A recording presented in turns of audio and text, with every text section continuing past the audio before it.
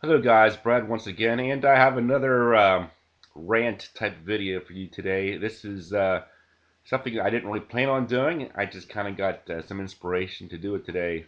I was on Facebook and I was reading, uh, about a certain person was voicing disappointment over the new Chanel release, the extreme version of Allure Sport or something like that.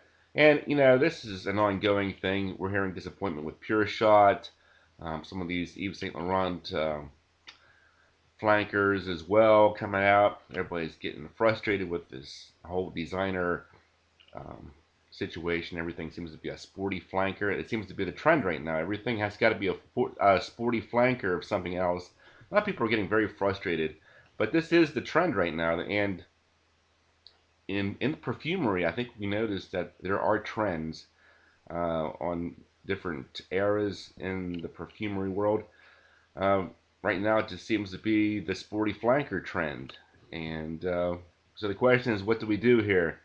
How do we deal with this? I think a lot of people are just giving up on designers altogether. That's why we're seeing so many people going to the niche market. Everybody's like, well, I give up on designers. They're boring. It's almost like they're not even trying anymore. It's like they're just taking two bottles and just putting them together and making a new juice. Or maybe, and some people would even argue that they're taking the same juice, basically, maybe changing one little note a little bit and calling it something completely different. Some people noticed that Pure Shot smelled almost identical to Iceman, for example. So what do we do? Well, if you can afford to go to the niche side of things, if you don't have a problem spending $150 a bottle, yeah, that's an option. But for me, I'm not spending over $100 on a bottle of fragrance. I mean, you do have your splits, and that really helps out a lot too. You can split a flacon with somebody. Maybe you can still get a good deal on some niche fragrances. But what I would encourage people to do is take a close look at your favorite fragrances. And I think you might start noticing some some interesting things. I think a lot of fragrances are grouped into release years. We'll see trends, like for example, maybe when Cool Water came out, we saw a lot of Cool Water type fragrances coming out, and maybe when Angel Men came out, we were starting to see a lot of gourmands coming out, and then we went through this stage where people were experimenting with florals, things like that.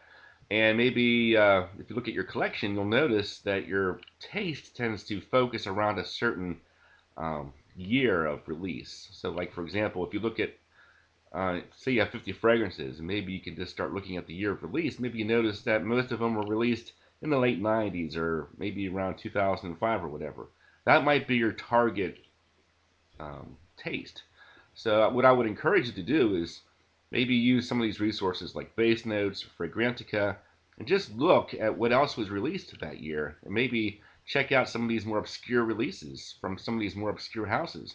Um, Maybe you tend to stick with Chanel's, Dior's, Yves Saint Laurent's, and things like that because they're the quality houses in the community. But as of late, a lot of these same houses are letting these same people down that they were so um, catering to before.